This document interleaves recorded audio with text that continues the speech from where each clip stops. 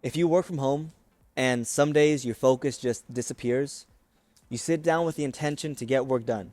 You open up your laptop and you check your phone for one quick second. You see something that triggers you, and all of a sudden, an hour of your day vanishes and your focus is completely gone.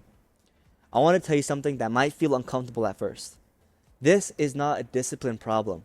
It's not laziness, and there's nothing wrong with you. But there's a specific neurological feedback loop that quietly hijacks focus for a lot of work from home professionals.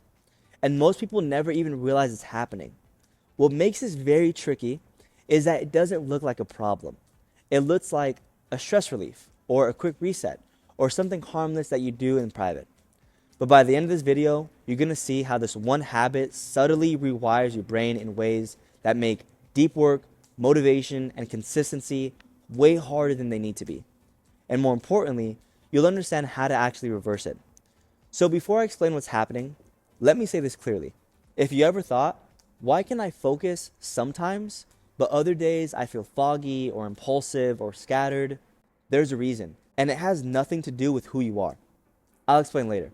But right now, I want to talk specifically to the people who work from home. Remote workers, entrepreneurs, freelancers, creators, sales guys, people building something of their own. Because that was me. I worked in remote companies for years, and the whole time, I was hooked on the P word. Because it was just one click away. And it wasn't until I was able to understand how to break the brain loop that I mentioned earlier that I was able to not only make more money financially, but also lock back in my focus, my confidence, and my motivation.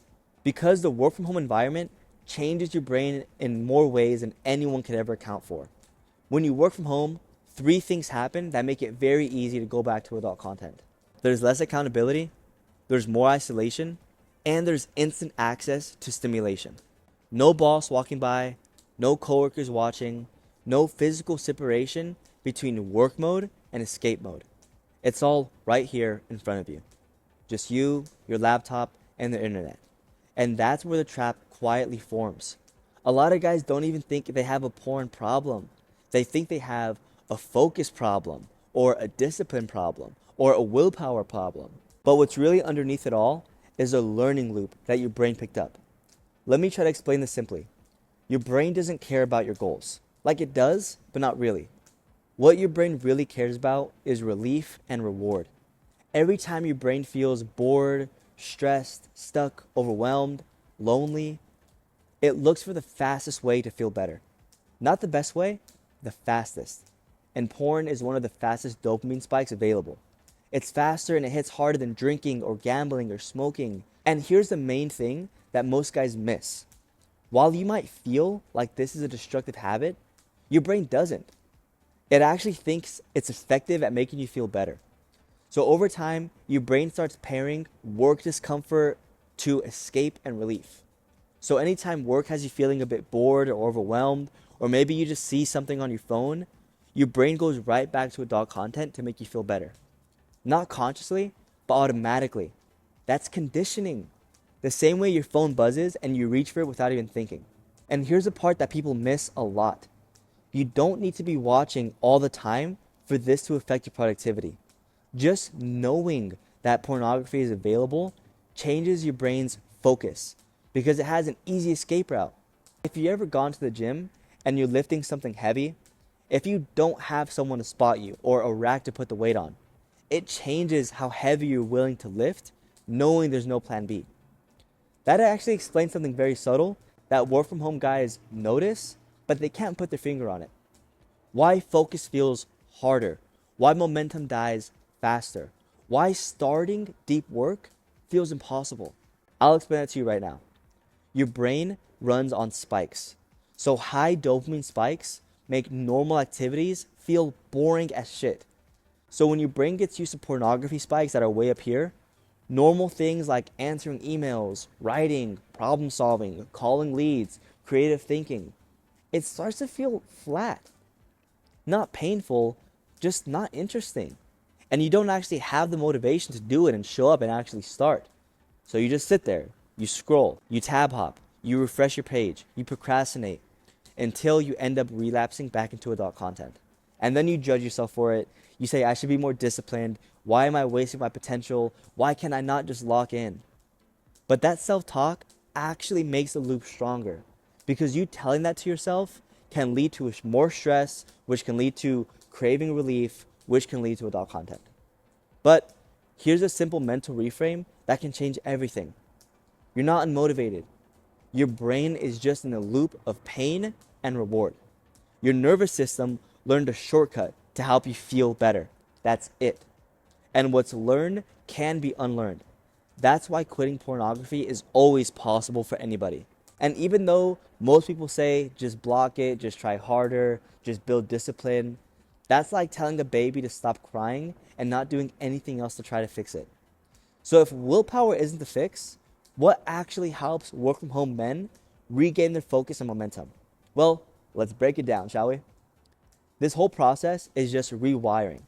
So here's a framework that I teach my men to think in. Number 1 is spot the trigger, not the behavior, the moment before it hits.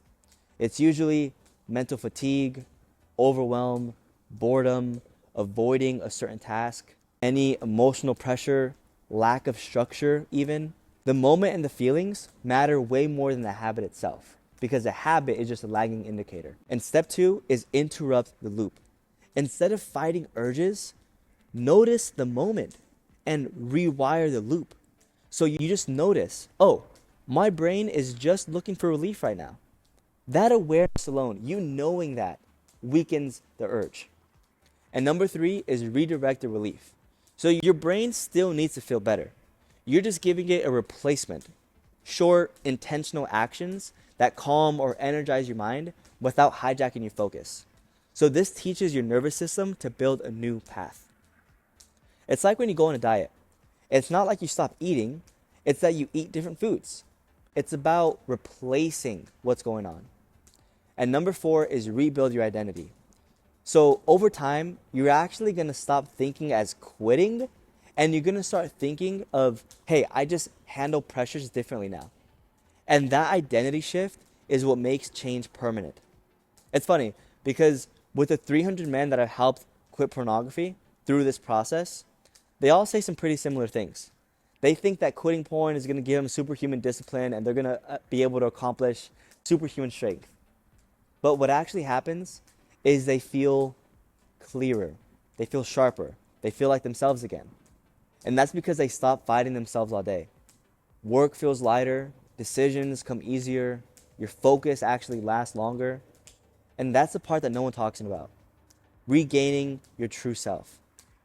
So if you work from home and you feel stuck, I want you to hear this clearly. You're not broken. You're not lazy. You're not behind. Your brain just adapted to an environment that gives too much stimulation and too little structure. That's not moral failure. It's just a learning loop. And loops can be rewired. So here's something I want you to walk away with this with. The goal isn't to fight urges. The goal is to understand why your brain reaches for relief in the first place and teach it a better option. So if you're ready to quit, I made a free trigger tracker training where I break down step by step how to understand your triggers and build a plan to reverse the habit. I'll put that link down below. So if you're serious about quitting, click that link down below. Other than that, I'll see you guys later.